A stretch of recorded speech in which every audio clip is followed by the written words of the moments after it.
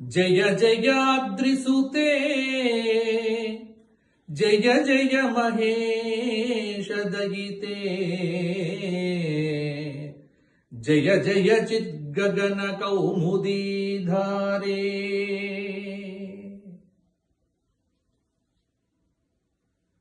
హనుమాన్ మందిర్ వేద విద్యాపీఠం ట్రేసీ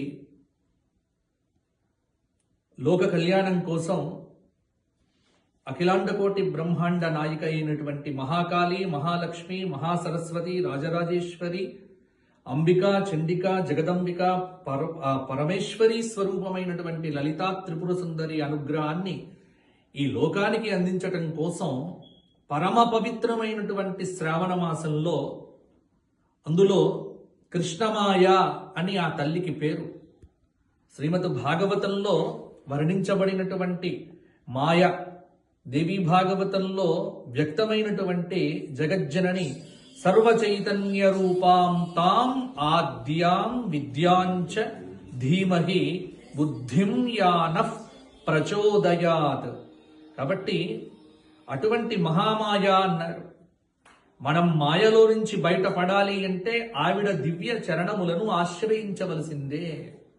అటువంటి ఆ తల్లి వైభవం దేవీ భాగవతంలో 18,000 శ్లోకముల యందు వ్యాస భగవానుడు ఆవిష్కరించి దానినే మరల సంక్షిప్తంగా మార్కండేయ పురాణంలో 13 అధ్యాయములలో 700 మహా అద్భుతమైనటువంటి శ్లోకములతో మహాకాళి, మహాలక్ష్మి, మహాసరస్వతి, రాజరాజేశ్వరి, ఆ జగదంబిక యొక్క దివ్య మార్మిక మంత్ర శక్తిని నవార్ణ మంత్రము యందు వ్యక్తం చేసి ఆ నవార్ణ మంత్ర వైభవాన్ని 700 శ్లోకములలో ఆవిష్కరింపచేసి ఎవరైతే సకామంగా లోక కళ్యాణం కోసం ఏదైనా ఇచ్ఛతో ఈ 700 శ్లోకములను పారాయణం చేస్తే వారికి అభీష్ట ప్రాప్తి కలుగుతుంది అని వ్యాస భగవానుడు దానియందే తన యొక్క దివ్యమైనటువంటి తపోశక్తి ద్వారా ఆ తల్లి యొక్క వైభవాన్ని ఆవిష్కరింపచేశాడు.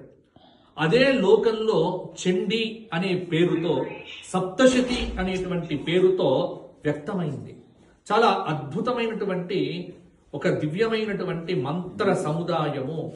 ఆ 700 శ్లోకములను ఒకసారి పారాయణం చేస్తే ఒక చండి, 9 సార్లు పారాయణం చేసి ఒకసారి హోమం చేస్తే నవచండి, అదే 100 సార్లు పారాయణం చేసి అద్భుతమైనటువంటి ఆ నవారణ మంత్రమును 1,00,000కు పైగా జపించి 10 సార్లు హోమం కనుక చేస్తే అది శతచండి అన్నారు. అదేవిధంగా 1000 పారాయణములు చేసి 100 హోమాలు చేస్తే అది సహస్రచండి అన్నారు. ఈ విధంగా కాత్యాయని స్మృతిలో అమ్మవారి యొక్క వైభవంలో శారదా కల్పం అనేటువంటి గ్రంథంలో ఈ శతచండి విధానం అనేటువంటిది అద్భుతంగా ఆవిష్కరించబడ్డది. ఒక్క చోట ఇది చేస్తేనే దాని ఫలితం అచింత్యం, అప్రమేయం, అనంతం అన్నారు. అటువంటిది 100 పారాయణాలు చేసి 1,00,000కు పైగా నవారణ మంత్ర జప అనుష్ఠానం చేసి ఈ హోమం ఎవరైతే శతచండీ మహాయాగం చేస్తారో అక్కడ ప్రాదుర్భవించేటువంటి ఏదైతే శక్తి ఉందో అది అద్భుతము అన్నారు. కాబట్టి అటువంటి అద్భుతమైనటువంటి అవకాశాన్ని వేద విద్యాపీఠం హనుమాన్ మందిర్ ట్రేసీ ఈ ప్రాంత ప్రజలందరికీ కూడా అందించేటువంటి ఒక దివ్యమైనటువంటి సంకల్పాన్ని చింతపల్లి శర్మ గారు అద్భుతంగా కూడా వారు ఏర్పరచడం జరిగింది.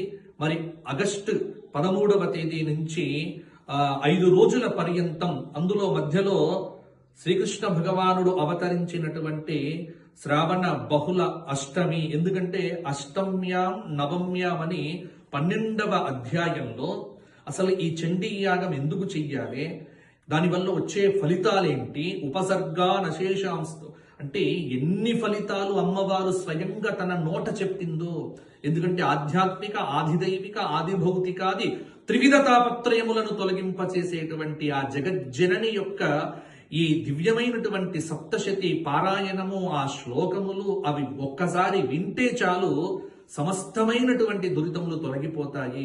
అటువంటిది అద్భుతంగా నవారుణ మంత్ర జపం ఎక్కడైతే జరుగుతుందో ఒక మహాశక్తి ప్రాదుర్భావం అనేటువంటిది జరుగుతుంది. ఆ ప్రాంతంలో అమ్మవారు స్వయంగా వచ్చి నివసిస్తుంది. అమ్మవారు మంత్రశక్తితో కూడా, ఎందుకంటే వేదమయీం నాదమయీం అని కావ్యకంఠ గణపతి ముని వర్ణించినట్టుగా ధరణిమయీం తరణిమయీం పవనమయీం గగన దహన హోతృమయీం అంబుమయీం ఇందుమయీం అంబ అనుగంపాం ఆదిమామీక్షే. అద్భుతంగా ఆర్యా శతకంలో మూక పంచాశతిలో చెప్పినట్టుగా ఆవిడే మొత్తం ఈ సమస్తమైనటువంటి జగత్తుకు కర్త కర్మ క్రియ ఆధారం. ఆవిడ వ్యక్తమైతేనే సృష్టి, ఆవిడ లేకపోతే సృష్టే లేదు. కాబట్టే శ్రీమద్ భాగవతంలో కూడా కృష్ణుడు అవతరించటానికి పూర్వమే ఆ తల్లి ప్రాదుర్భవించింది. అందుకే కృష్ణాష్టమి అంటే ఒక్క కృష్ణ ఆవిర్భావమే కాదు, మహామాయా ఆవిర్భావం కూడా. ఆవిడ పేరు కృష్ణమాయ అన్నారు.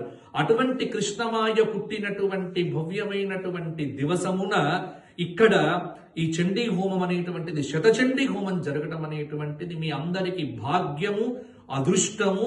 దేవదేవుని చింతించు దినము దినము అని భగవంతుని యొక్క స్మరణ చేసిన రోజున అంతకంటే గొప్ప అదృష్టం ఏమిటి? కాబట్టి అటు కృష్ణుడు అటు కృష్ణమాయ ఆ జగదంబిక ఇటువంటి దివ్యమైనటువంటి మహోత్కృష్టమైన కార్యక్రమంలో మీరందరూ కూడా పాల్గొనండి. ఇది ఒక కల్ప వృక్షము, కామధేనువు, అంతే. ఇంకా దీనికి ఇంతకంటే వర్ణన చెయ్యలేము. ఈ అవకాశం దొరకడమే కష్టము. భారతదేశంలో ఇటువంటి చండీ యాగాలు అనేకం జరుగుతాయి, కానీ ఈ ప్రాంతంలో శతచండీ యాగం అనేటువంటిది జరగటం మాత్రము మహా అద్భుతము. దానికి ఎంతో కష్టం పడాల్సి వస్తుంది, ఎంతో శ్రమ, ఎంతో ధనం అవసరం అవుతుంది, ఎన్నో విధాలుగా సౌకర్యాలు ఏర్పరచాలి. కాబట్టి మీరందరూ కూడా ఆ భగవంతుని యొక్క అనుగ్రహాన్ని, ఆ మహాకాళి మహాలక్ష్మి మహాసరస్వతి యొక్క అనుగ్రహాన్ని పొందటానికి ప్రతి ఒక్కరు కూడా ఈ కార్యక్రమంలో పాల్గొని, ఎందుకంటే యాదేవి సర్వభూతేషు శక్తి రూపేణ సంస్థిత, ఆవిడ మనకు శక్తి ఇచ్చింది, సంపదనిచ్చింది, మనం అనుభవించటానికి మాత్రమే కాదు, ధర్మమైనటువంటి ధార్మిక కార్యక్రమముల కోసం. తల్లి గర్భము నుండి ధనము తేడెవ్వడు, వెళ్ళిపోయేడి నాడు వెంటరాదు, లక్షాధికారైన లవణమన్నమే కాని మెరుగు బంగారము మృంగబోడు. కాబట్టి మన ఏదైనా ద్రవ్యము ఆ తల్లికి ఉపయోగపడితే, లోక కళ్యాణం కోసం ఉపయోగపడితే అదే మన వెంట వస్తుంది. కాబట్టి ధన రూపేణ, ధాన్య రూపేణ, శక్తి రూపేణ అన్ని ప్రకారములుగా మనం భగవతికి ఎలా చెయ్యగలమో అలా చేసేటువంటి ఒక మహత్తరమైనటువంటి అవకాశము మీకు వేద విద్యాపీఠము హనుమాన్ మందిర్ వారు ఇస్తున్నారు. ఈ అవకాశాన్ని సద్వినియోగం చేసుకోండి. శ్రీకృష్ణ భగవానుడు అవతరించినటువంటి మహత్తరమైన సమయంలో ఆ కృష్ణమాయను ఉపాసించేటువంటి ఒక దివ్య అనుగ్రహం మీ ముందుకు వచ్చింది. సద్వినియోగం చేసుకోండి. ప్రతి ఒక్కరూ పాల్గొనండి, తరించండి, ఆ తల్లి యొక్క అనుగ్రహాన్ని పరిపూర్ణంగా పొందండి. శ్రీమాత్రే నమః.